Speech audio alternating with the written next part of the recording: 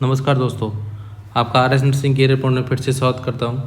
आज आपके सामने मेगा क्लास के रूप में पार्ट 15 लेके आए हैं। हमने पार्ट 14 कंप्लीट कर लिया है। आई होप आपको वीडियो अच्छी लगी होगी। आपने मैक्सिमम लोगों को शेयर किया होगा। अगर वीडियो को शेयर नहीं किया है तो मैक्सिमम लोगों को शेयर करना ना भूलें। और जाने से पहले एग्ज़ाम 24 को है, आज 22 हो गया। देन बात करते हैं एग्ज़ाम 24 को है। आपको वीडियो को सारी जितनी वीडियो डाली हुई है आप उन वीडियो को देखते हुए चलिए। क्लियर। और सॉरी आज 23 डेट है, कल आपका एग्ज़ाम है। और आप मैक्सिमम लोगों को वीडियो शेयर करें और जितनी वीडियो आप अपनी वीडियो को देखने की कोशिश करें, क्योंकि आपको उसका मैक्सिमम फ़ायदा मिलेगा। आई होप आपको सारी वीडियो समझ में आ रही होगी। कोई डाउट लगता है कमेंट बॉक्स में लिख दीजिएगा, या फिर आप अगर कोई भी डाउट लगता है तो व्हाट्सएप नंबर 9672848848 पर कॉन्टैक्ट कर सकते हैं, या फिर 96498488 पर कॉन्टैक्ट कर सकते हैं। क्लियर। स्टार्ट करते हैं। पहला क्वेश्चन आपके सामने, name of the tissue which is widely and abundant distributed in human body. बेहतरीन क्लास की शुरुआत करते हैं पहले क्वेश्चन से। देखिए पहला क्वेश्चन है कि उस टिश्यू का नाम क्या है जो वाइडली मोस्ट अबंडेंट सबसे ज़्यादा पाया जाता है, डिस्ट्रीब्यूट होता है बॉडी के अंदर। सबसे बड़ा टिश्यू पूछा है वो होता है कनेक्टिव टिश्यू। मैंने बताया था सबसे बॉडी के अंदर 70% जो टिश्यू पाया जाता है कनेक्टिव टिश्यू पाया जाता है, तो A is the correct answer.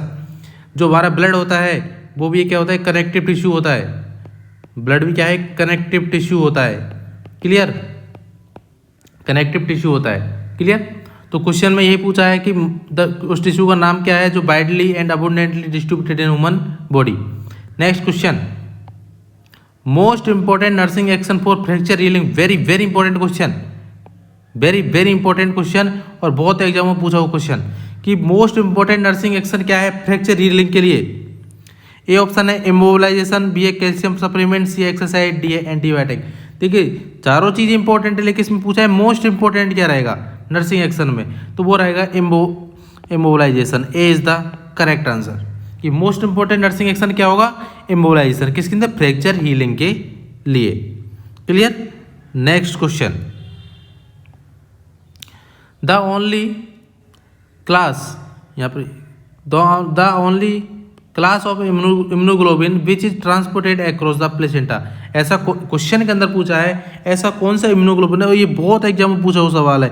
Very very important, हर दूसरी से तीसरी एग्जाम में ये सब रिपीटेड सवाल आता ही आता है। तो आपको क्या करना है, क्वेश्चन को ढंग से पढ़ना है और उसका आंसर देना है। देखिए कि ऐसा कौन सा इम्यूनोग्लोबिन है जो प्लेसेंटा को ट्रांसपोर्ट करता है, क्रॉस कर जाता है। तो ये बहुत इंपॉर्टेंट क्वेश्चन है। क्लियर। अब बात करते हैं वो इम्यूनोग्लोबिन का नाम क्या है, वो होता है immunoglobin G. A is the correct answer. हमारी क्लास आपको अच्छी लग रही है तो वीडियो को मैक्सिमम लोगों को शेयर करें, चैनल को सब्सक्राइब करना बिल्कुल ना भूलें। और like subscribe is the first priority and share is the second priority. Share करें, वीडियो को कंप्लीटली देखें, आपको क्लास में 100% आपको फायदा मिलेगा। आप सोचते हैं सर ये क्वेश्चन सिंपल, क्योंकि एनएचएम की लेवल इतना ही है, एनएचएम की लेवल में इसी तरह के क्वेश्चन आते हैं। क्लियर। तो करेक्ट आंसर क्या होगा, इम्यूनोग्लोबिन जी। तो मैंने बताया था इम्यूनोग्लोबिन एम जो होता है मैक्रो, सबसे लार्जेस्ट इम्यूनोग्लोबिन होता है। वेरी वेरी इंपॉर्टेंट क्वेश्चन, सबसे लार्जेस्ट इम्यूनोग्लोबिन कौन सा होता है, वो होता है कौन सा, immunoglobin M. Clear. Next question, in ECG P wave represent, ECG के अंदर पी वेव क्या रिप्रेजेंट करती है। Very very important question, ECG होती है उसके अंदर, ईसीजी की बात करते हैं इलेक्ट्रो कार्डियोग्राफी। ईसीजी की बात करते हैं इलेक्ट्रोकार्डियोग्राफी। उसमें क्वेश्चन पूछा पी वेव होती है वो क्या रिप्रेजेंट करती है, जो पी वेव होती है वो क्या रिप्रेजेंट करती है। और बात करते हैं पी वेव क्या रिप्रेजेंट करती है, वो करती है atrial depolarisation. A is the correct answer. जो ईसीजी के अंदर जो पी वेव होती है वो क्या करती है, एट्रियल डीपोलराइजेशन को इंडिकेट करती है। और जो हमारी PQRS जो जितने भी है ईसीजी जितने रिप्रेजेंट करते हैं वो अलग से ईसीजी का पूरा क्लास कंप्लीट क्लास लेंगे, उसके अंदर पढ़ेंगे। अगर हम अब ईसीजी को पढ़ने लग गए तो बहुत टाइम निकल जाएगा, और इतना हमारे पास टाइम नहीं है कि आपको पूरी कंप्लीट ईसीजी पढ़ाए। जो नेक्स्ट वीडियो डालेंगे या फिर जो हमारी रेगुलर क्लास चलेगी, जो थ्योरी क्लास चलेगी उसके अंदर आपको ईसीजी पढ़ा दिया जाएगा। क्लियर। तो जो ईसीजी पीवी क्या इंडिकेट कर रहा है, atrial depolarisation. Clear. Next question, the act of delivery ending a person life to relieve suffering is called. देखिए वह कौन सा एक्ट है जिसके अंदर डिलीवरी एंडिंग पर्सन लाइफ, जो पर्सन है वो क्या है अपनी लाइफ को एंड करना चाहता है, उसको क्या बोलेंगे। देखिए बात करते हैं टोट की बात करते हैं। ये एक क्या टोट क्या होता है, एक जैसे दो टाइप के होते हैं, वो होता है इंटेंशनल एंड सेकंड बात करते हैं वो होता है नॉन इंटेंशनल। इंटेंशनल क्या होता है कि जानबूझकर, अपन जो जानबूझ के करते हैं, जानबूझकर किसी को हार्म पहुंचाना, वो क्या होता है इंटेंशनल। नॉन इंटेंशनल होता है अनजाने में करना, अनजाने में किसी को हार्मफुल कर रहे हैं या प्रॉपर्टी को, वो होती है non intentional. Clear. Then liable क्या होता है, लाइबल दो तरीके, एक होता है सिलेंडर। कोई पर्सन है उसकी हम बातों को क्या करते हैं, किसी के थ्रू फैला देते हैं। सपोज उसको HIV है, उसके थ्रू ओरल के थ्रू उसको फैला दिया कि पेशेंट को HIV है, उसको हार्म करना वो करता है लाइबल। देन सुसाइड की बात करते हैं। सुसाइड की जो मोस्ट कॉमन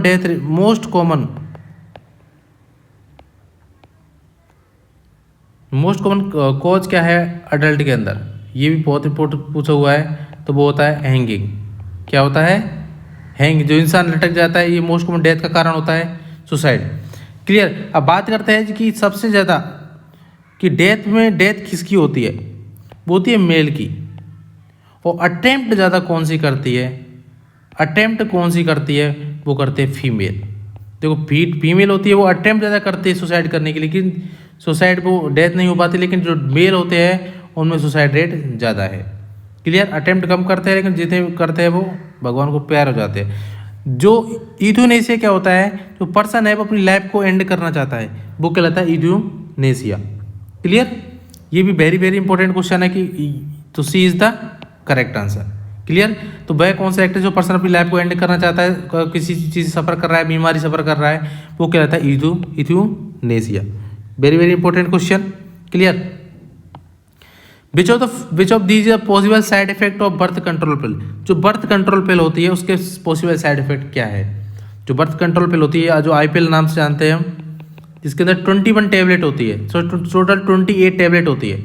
कितनी टोटल 28 टैबलेट होती है, जिसके अंदर 21 होती है वो पिल होती है, और जो 7 होती है वो क्या होती है, आयरन की टैबलेट होती है। अरे 7 आयरन के साथ क्यों दी जाती है, क्योंकि पेशेंट जो वो क्या करती है आयरन डेफिशिएंसी एनीमिया करवाती है, तो to prevent iron deficiency anaemia. ये इंपॉर्टेंट बात है, डेफिशिएंसी एनीमिया। क्लियर। तो अगर साइड इफेक्ट की बात करते हैं बंटर, वो हेड नोजिया होता है, बिल्कुल सही बात है, तो ये भी सही बात है। हेडेक होता है, ये भी सही बात है। इरेगुलर ब्लीडिंग होती है, ये मोस्ट कॉमन साइड इफेक्ट होता है। पूछ सकता है मोस्ट कॉमन साइड इफेक्ट क्या है, वो irregular bleeding is the most common side effect. तो सी भी, तो option D is the correct answer. तो जो सारे साइड इफेक्ट किसके हैं, ये ब्लड कंट्रोल पर के होते हैं, तो D is the correct answer. Clear. I hope आपको वीडियो अच्छी लग रही होगी। वीडियो को मैक्सिमम से मैक्सिमम लोगों को शेयर करना ना भूले, शेयर करें, वीडियो को सब्सक्राइब जरूर करें, और वीडियो कैसी लग रही है कमेंट बॉक्स के अंदर जरूर लिखें। Next question, deficiency of which of the following neurotransmitter in the brain will cause Alzheimer disease. Very very important question. Alzheimer disease, Alzheimer disease वह कौन सी बीमारी है, सॉरी वह कौन सा न्यूरोट्रांसमीटर है जिसके अंदर एल्जाइमर डिजीज, जिसकी वजह से एल्जाइमर डिजीज होती है, वो होता है एसिटाइल कोलिन। क्या होता है, एसिटाइल कोलिन, जिसको हम ACH के नाम जाते हैं, acetyl choline is the correct answer. Clear. इसमें जो पेशेंट है वो क्या हो जाता है, अपनी बातों को भूल, जो पास्ट उसका जो पास्ट होता है उसको, प्रेजेंट होता है पास्ट, उसको पेशेंट भूलने लगता है। क्लियर। जो ओरी मूवी आई थी, ओरी सर्जिकल स्टाइल, उसमें जो उसकी मारी थी उसको क्या होता है, एल्जाइमर डिजीज रहती है। सेम पेशेंट होता है, तो एसिटाइल कोलिन होता है, वो क्या करवाता है, एल्जाइमर डिजीज। अगर किसी पेशेंट के अंदर deficiency Alzheimer disease acetyl choline की, उस पेशेंट को क्या हो जाएगा, एल्जाइमर डिजीज होने के चांस रहते हैं। Clear. Next question, which of the following communication technique should be avoided by nurse. कि कौन सा कम्युनिकेशन है जो नर्स कम्युनिकेशन टेक्निक है जो नर्स अवॉइड करती है।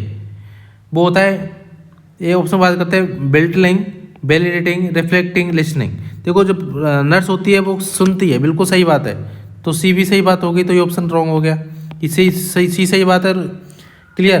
तो क्वेश्चन पूछा है कि अवॉइड करना है, तो किसको अवॉइड करना है, तो लिसनिंग को अवॉइड नहीं करते, रिफ्लेक्टिंग को अवॉइड नहीं करते, वैलिडेटिंग को अवॉइड नहीं करते, लेकिन वैलिडेटिंग को अवॉइड करते। ये गलत बात होगी। तो करेक्ट आंसर क्या होगा, ए इज द करेक्ट आंसर। कि कौन सा कम्युनिकेशन टेक्निक है जिसको नर्स अवॉइड करते होता है बेल्टलिंग, ये बिल्कुल सही।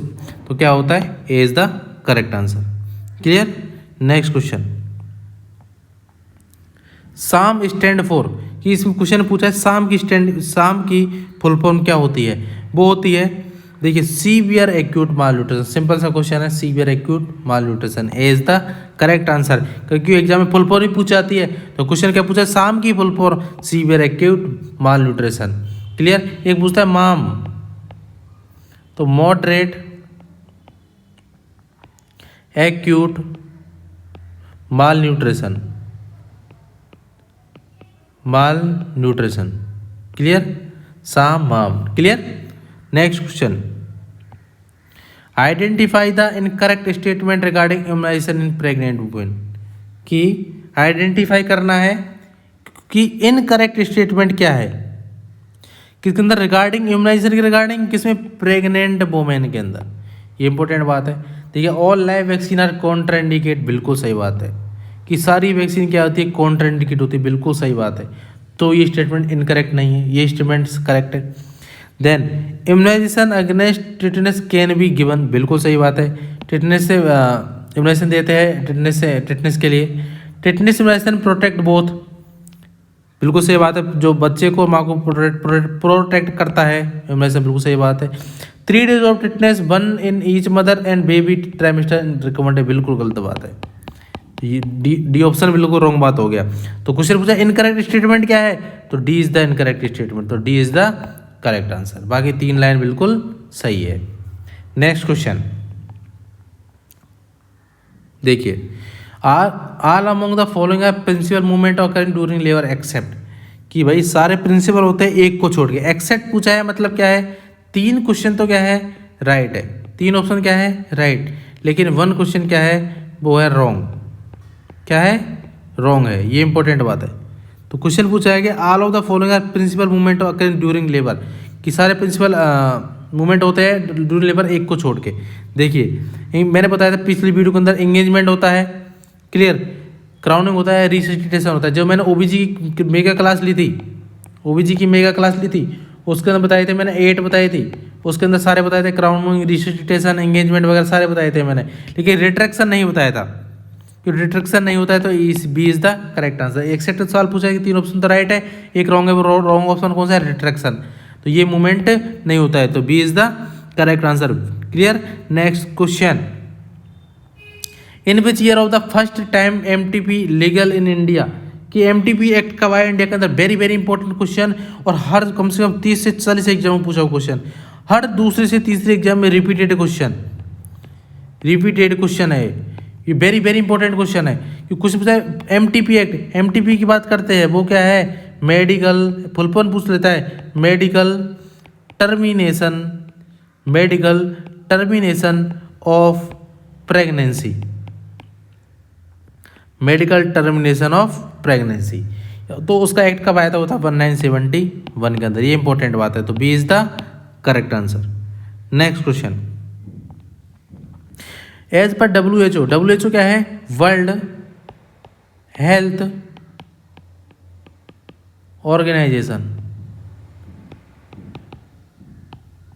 जिसका हेडक्वार्टर कहाँ है, जिनेवा के अंदर। क्लियर। तो as per WHO postmortem haemorrhage defined है ब्लड लॉस मोर देन। कि पोस्टमार्टम हेमरेज किसको बोलेंगे हम, अकॉर्डिंग टू WHO। कि पोस्टमार्टम हेमरेज किसको बोलेंगे अकॉर्डिंग WHO की, मोर देन, इतने से ज़्यादा होने पर हम उसको पोस्टमार्टम हेमरेज बोलेंगे। तो बात करते हैं, वो होता है 500 ml। क्या, 500 ml। तो ये is the correct answer. Clear.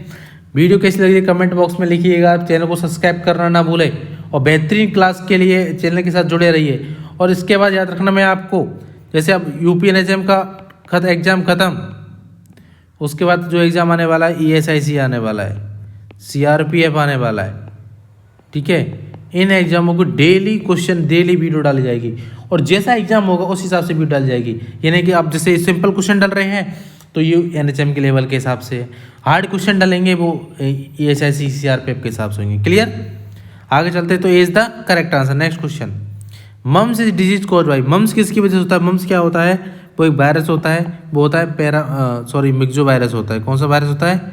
Myxo virus होता है, पेरोटाइडेटिस। तो पेट्रोल ग्लैंड होती है उसमें, उसके अंदर इन्फ्लामेशन होता है, वो होता है मिक्सो वायरस होता है। क्लियर, तो A is the correct answer. Clear, next question, which of the following stage allowed nurse assess the crowning, कि मैंने बताया था कि कौन सी नर्स कौन सी स्टेज के अंदर, जो लेबर है कौन सी स्टेज के अंदर क्राउनिंग को देखेगी। Very very important question, very very important question, और बहुत एग्जाम में पूछो क्वेश्चन, और आपके एग्जाम में बहुत इंपॉर्टेंट क्वेश्चन बनेगा यहाँ से। तो वो होती है सेकंड स्टेज के अंदर पूछता है। किसके अंदर? First.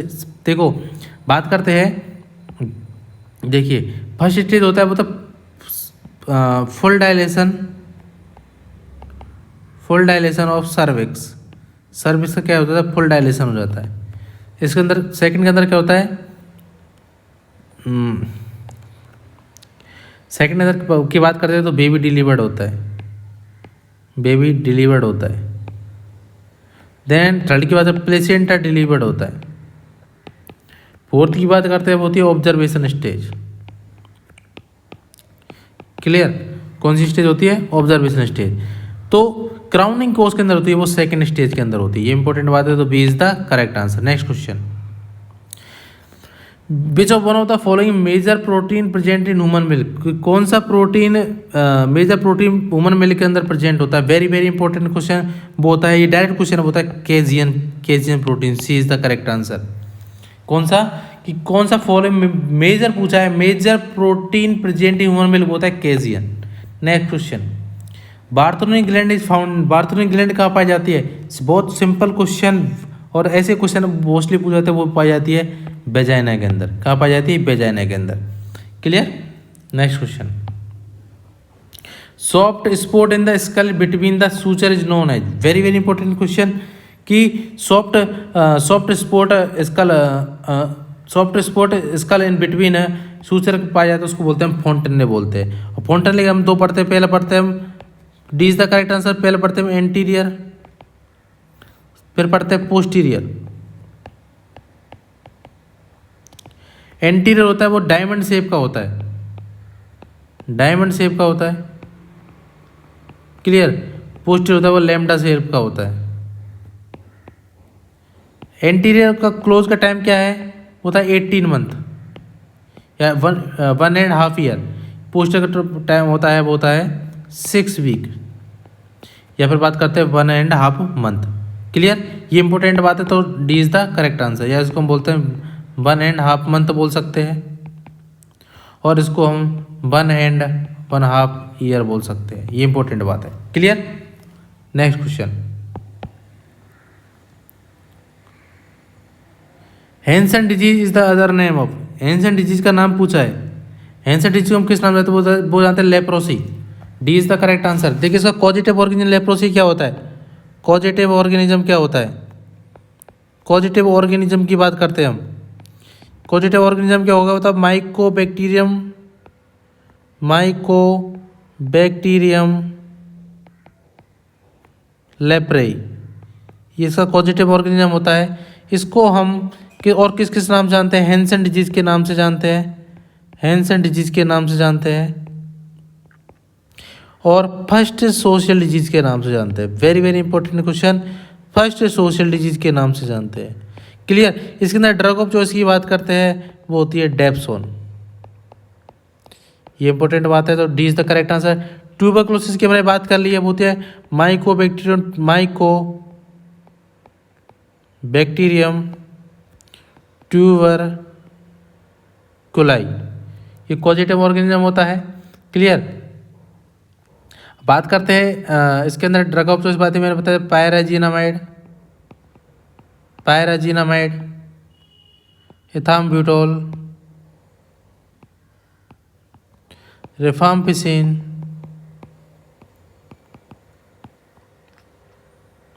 Isoniazid INH, then streptomycin.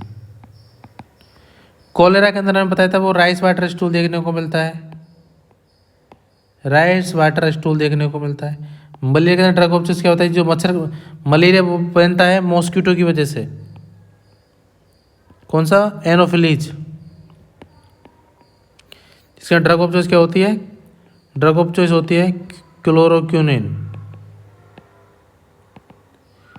या फिर हम PCM भी दे सकते हैं, पैरासीटामोल भी दे सकते हैं। ये इंपॉर्टेंट बात है। क्वेश्चन तो कुछ एंसेंट डिजीज हम किस नाम जानते हैं, वो लेप्रोसी के नाम जानते हैं। D is the correct answer. Next question, Wilson disease related to, जो विल्सन डिजीज है वो किससे रिलेटेड है, ये इंपॉर्टेंट क्वेश्चन है कि विल्सन डिजीज किससे रिलेटेड है। देखिए, और बात करते हैं विल्सन डिजीज की बात करते हैं हम, तो विल्सन डिजीज होती है क्रेनुलोमिन के नाम से, क्या सेरुलोसिमिन के नाम से होती है, उससे रिलेटेड होती है। बात करते हैं विल्सन डिजीज, क्या बात करते हैं, जो विल्सन डिजीज है, D is the correct answer. Wilson disease है, विल्सन डिजीज की बात करें, विल्सन डिजीज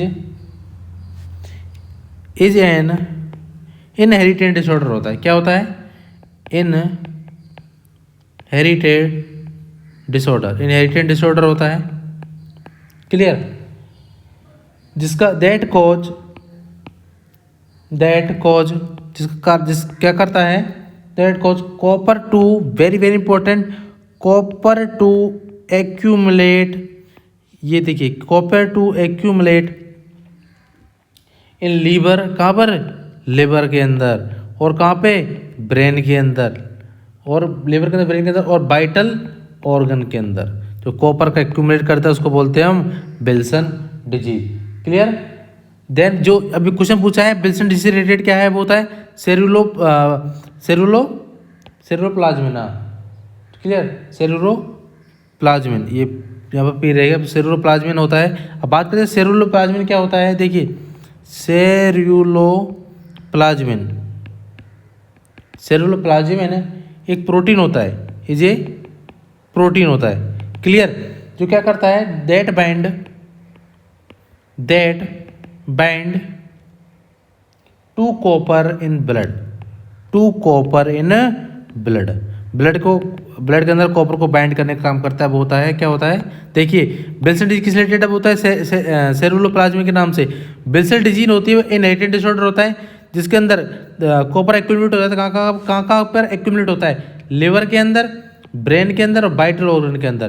क्लियर, तो जो ये काम करता है, सेरुप्लाज्मिन होता है, वो प्रोटीन होता है, क्या करता है, जो कॉपर को ब्लड से बाइंड करने का काम करता है। तो D is the correct answer. ये बहुत इंपॉर्टेंट क्वेश्चन है। Neurotoxicity can be caused by excessive intake of, neurotoxicity किसकी वजह से होती है, किसके इनटेक की वजह से होती है, वो होती है विटामिन B6 की वजह से। किसकी वजह से, विटामिन B6 की वजह से होती है न्यूरोटॉक्सिटी। क्लियर, जिसकी बात करते हैं न्यूरोटॉक्सिटी करवाती है, न्यूरोपैथी भी होती है। क्लियर, तो neurotoxicity is the correct answer, vitamin B6 की वजह से। Next question, lathyrism is called due to excessive consumption of, जो लेथरिज्म होता है किसके ज़्यादा कंजप्शन करने से होता है, एक्सेसिव कंजप्शन करने से होता है, बोला केसरी दाल के। D is the correct answer. बहुत एग्जाम पूछो सवाल, वेरी वेरी इंपॉर्टेंट सवाल, कि केसरी दाल की वजह से होता है। क्लियर, हम इसके बारे में बात करें, लेथरिज्म क्या होता है। देखिए लेथरिज्म की बात करते हैं, इन ह्यूमन, इसको हम ह्यूमन में क्या बोलते हैं, इन ह्यूमन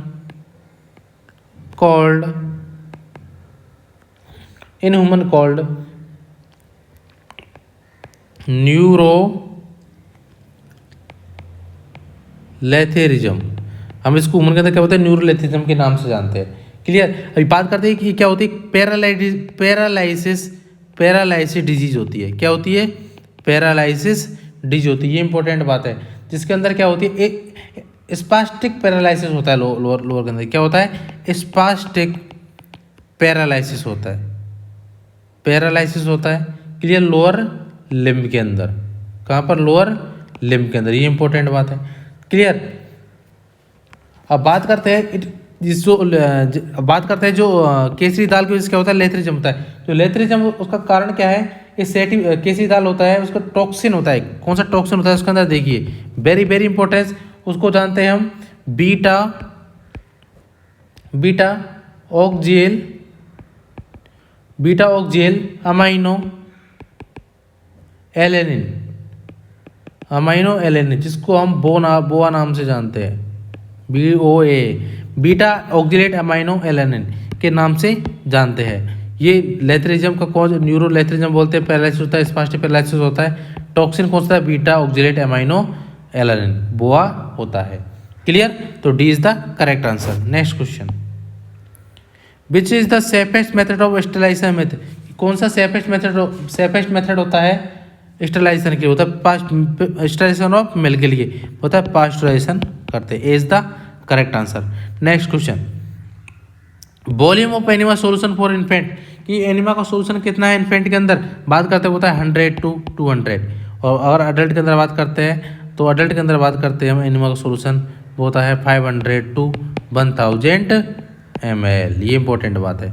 और इन्फेंट के अंदर कितना होता है 100 to 200। Clear. Next question, symptom of increase ICP की बात करते हैं वो होता है इंट्राक्रेनियल प्रेशर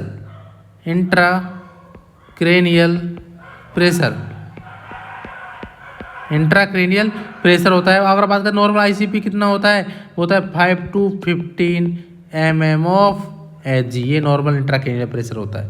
इसके सिम्टम पूछे हैं तो बात करते हैं किसके अंदर पूछा, इन्फेंट के अंदर। देखिए आईसीपी का इन्फेंट के अंदर अगर पूछा है सिम्टम, किसके अंदर पूछता है, इन्फेंट के अंदर पूछता है, वो होता है नोजिया एंड वोमिटिंग। और वही बात पूछा है किसके अंदर, अडल्ट के अंदर पूछता है, होता है लेवल ऑफ कॉन्शियसनेस। ये इंपॉर्टेंट बात है, देखिए लेवल ऑफ कॉन्शियसनेस, अडल्ट के अंदर पूछा लेवल ऑफ कॉन्शियसनेस, इन्फेंट के अंदर पूछा नोजिया एंड वोमिटिंग, तो is the correct answer. Irritability होती है, डिप्रेस्ड स्पॉन्टेनियस होता है, वो होता है डिहाइड्रेशन के अंदर।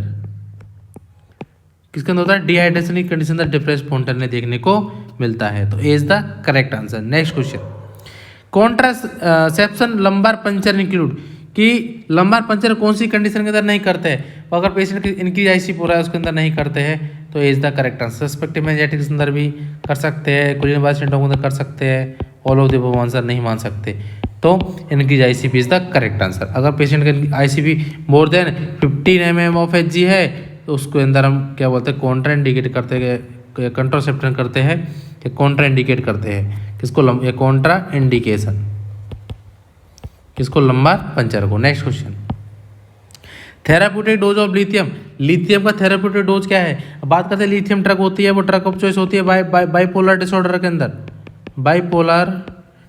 के अंदर, जो मेनिया का पेशेंट होता है, मेनिया का पेशेंट के अंदर ड्रग ऑफ चॉइस क्या होती है लिथियम ड्रग होती है, जिसके बात करते हैं रेंज की, बात करते हैं लिथियम की रेंज कितनी होती है, 0.6 से 1.2 मिली इक्विवेलेंट 1 लीटर, 0.6 से 1.2 मिली इक्विवेलेंट 1 लीटर। क्लियर। अगर बात करते हैं इसके अंदर सिम्टम क्या देखने को मिलेंगे, अगर पेशेंट टॉक्सिटी और इसकी सिम्टम क्या देखने को मिलेंगे, उसके अंदर फर्स्ट सिम्टम होगा वो होता है एनोरेक्सिया, फर्स्ट सिम्टम होगा, और पेशेंट अंदर क्या देखने को मिलेगा, पॉलीयूरिया भी देखने को मिलता है, ये इंपॉर्टेंट बात है।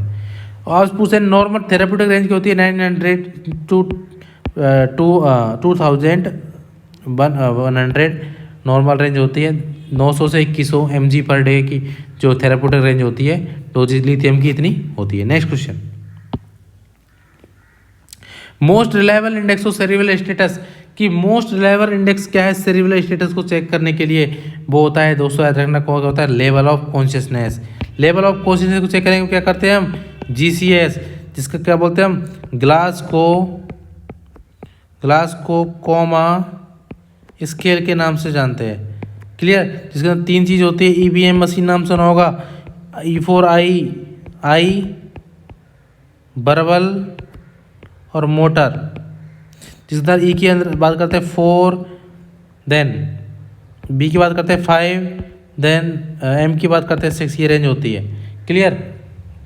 जो मैक्सिमम होती है वो मैक्सिमम होती है 15, और जो मिनिमम होती है वो होती है 3। ये इंपॉर्टेंट बात है। क्लियर। 3 मोर डेंजर है, क्लियर। 15 नॉर्मल रेंज है। तो D is the correct answer. Next question, clear fluid draining from the nose and year. अगर किसी पेशेंट से क्लियर फ्लूइड ड्रेन हो रहा है कहाँ से, नोज से एंड ईयर से, तो किसको इंडिकेट करेगा? A option rhinorrhoea, B option basilar skull fracture, C otitis media, D option cerebral oedema. अरे वेरी वेरी इंपॉर्टेंट क्वेश्चन है और बहुत एग्जाम में पूछा हुआ क्वेश्चन है।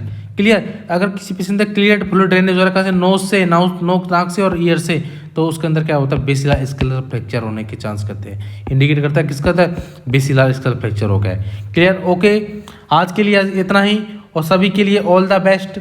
आपको एग्जाम अच्छे से होगा आपका एग्जाम, और आप सब लोग अच्छे से एग्जाम दे के आना, क्योंकि एग्जाम के टाइम में बिल्कुल डिप्रेशन नहीं रहना है। और आपको ऐसी बेहतरीन वीडियो के लिए चैनल को सब्सक्राइब करना है और बेल आइकन जरूर दबाना है, और नाइट में आराम से रिलैक्स लेके एग्जाम देना है, क्योंकि जो यूपी एनएचएम एग्जाम में 24 को है, और आराम से एग्जाम रिलैक्स से देना है, यानी दिमाग पर प्रेशर डालना है, ऐसा कुछ नहीं है। Okay, thank you. मिलते हैं और मैं नेक्स्ट वीडियो के साथ, जिसके अंदर ESIC CRPF के एग्जाम के हिसाब से क्वेश्चन करवाए जाएंगे। Thank you so much. को कंसंट्रेशन आपने बहुत सारा प्यार दिया। मिलते हैं, और अगली आई हो आपको जितना पढ़ाया समझ में आया होगा। Clear. Thank you so much.